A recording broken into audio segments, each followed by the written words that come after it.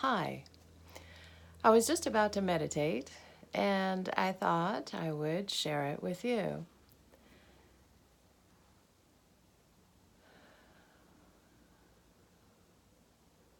So there's so many ways that a sense of separation plays out. We can see it on a national scale, the ways that racism plays out, the ways that sexism plays out, the various ways that we divide people up and categorize according to social worth or imagined social worth, constructed social worth. There's so many ways that that sense of separation plays out in the world between nations. The concept of sovereignty itself is a sense of separation, essentially institutionalized in borders and boundaries and policies and identities and statements and warfare.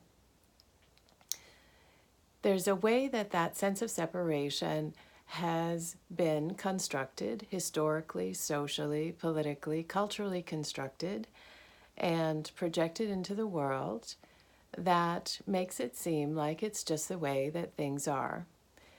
And we can think about that way, that sense of separation that might operate in us, wherever we have biases or prejudices or bigotries or jealousies, resentments, projections about who we think other people are, judgments about what we think they're doing and whether they're worthy or not, the projections of our hurt feelings onto people that we think have done us wrong. There's just so many ways that we kind of swim in the sea of separation and we don't see it like fish in water. We're not aware of the fact that that is kind of constructed, that it isn't actually the truth of us. It isn't actually the nature of life. It isn't eternal.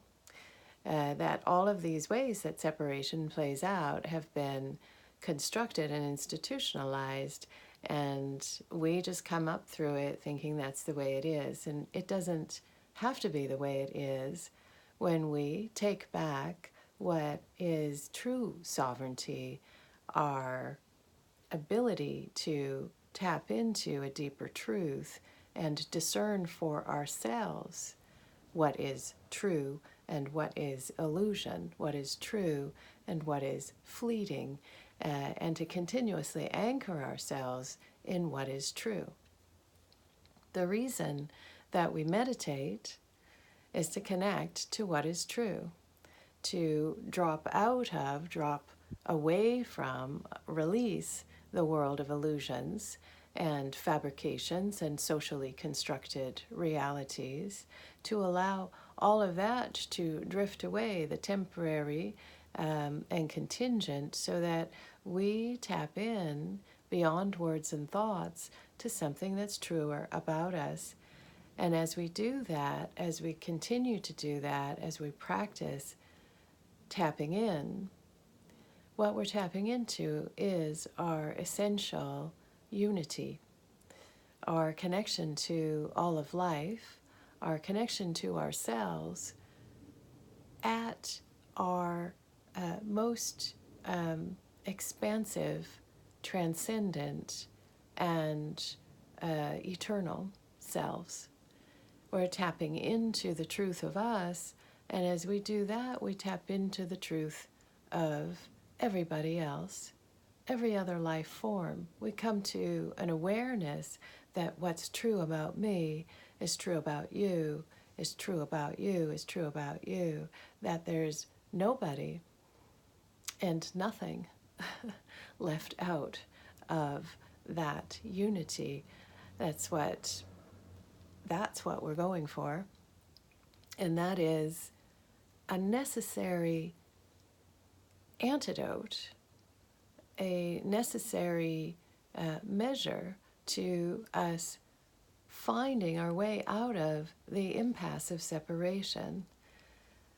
It is from our own sense of unity, from our own experience of unity, is where our greatest conviction comes, our sovereignty, our impermeability to illusion, delusion, fear even, and our conviction about the truth of us, right? This is where we can really tap into some power and some strength in these times that have us, and want us to be off center, off kilter, all caught up in the world of illusions. Yeah. So we're taking it back. That's what we do when we sit in meditation.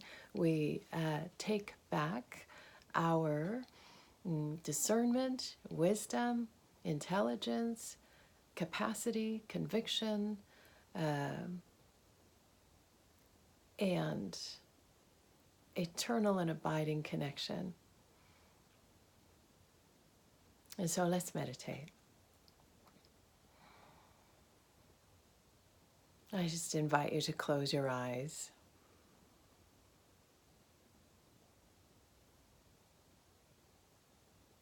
And start to observe your breath.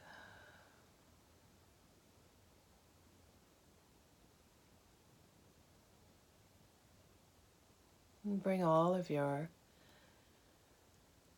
attention to this breath. Be so interested in this breath.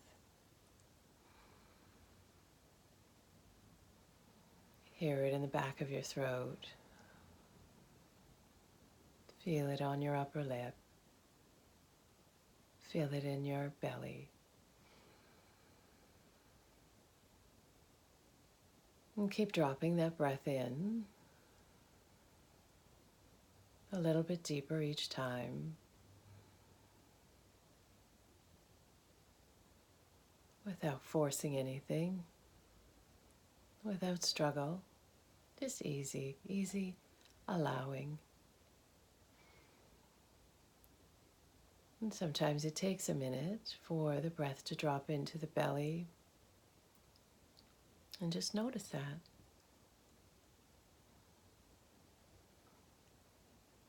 Without judgment.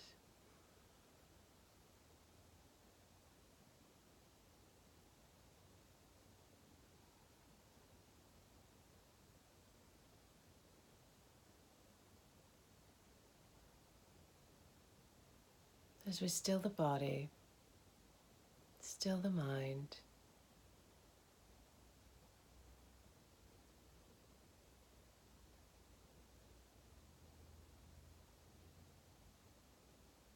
we come into a communion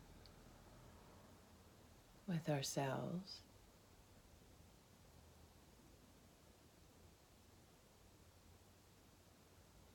Come into a deeper intimacy with who we really are.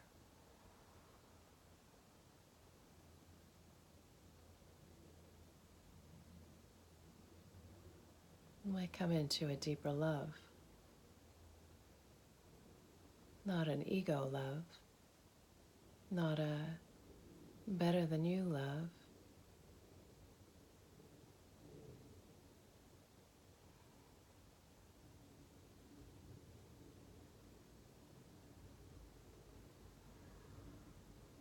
a love that is a perfect acceptance of things, a perfect acceptance of yourself, just as you are.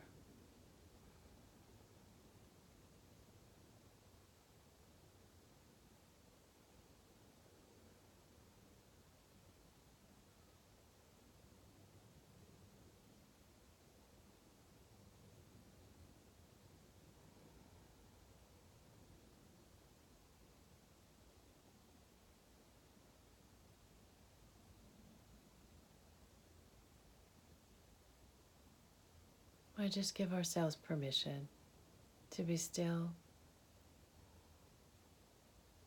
to tune into our authentic voice,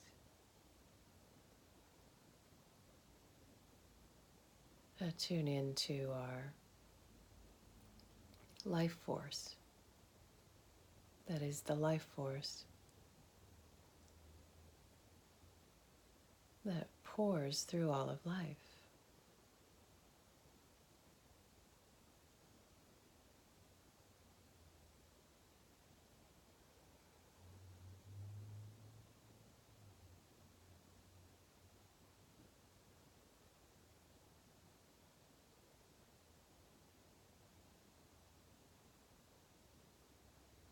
It's not something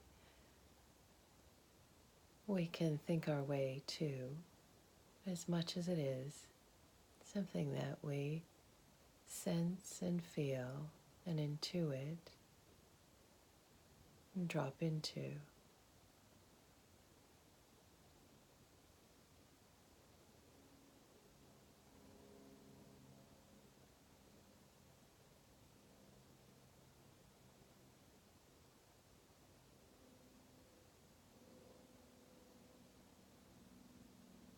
If the mind chatters, which often it does as soon as you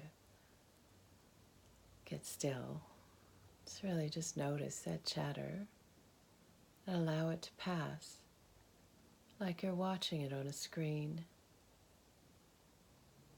or like so many clouds on a breezy day.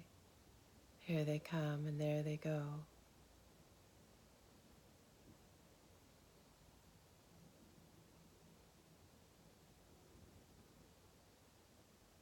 And keep connecting to the breath.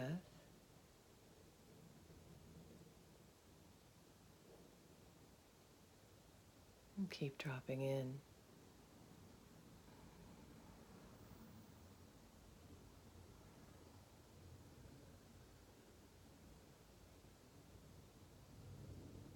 Meditation is a practice.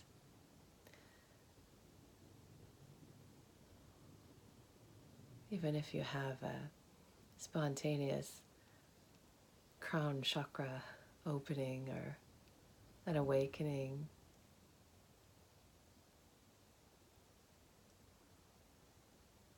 meditation builds the edifice, the resilience for you to hold those insights and for them to be more and more in your material life. The mind gets on board. Our frameworks of knowledge get on board. So, any moment of any day, you can drop in and make that the occasion to connect again.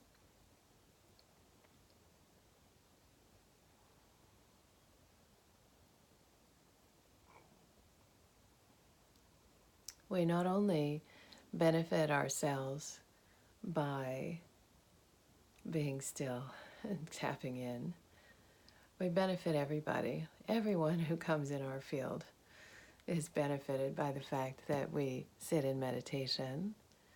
And it's beyond that, because consciousness is exponential and expansive. And so your whole neighborhood benefits, whether you even come into physical contact with anybody or not. Just the vibration in your neighborhood changes for the better. So that's very good news. Namaste.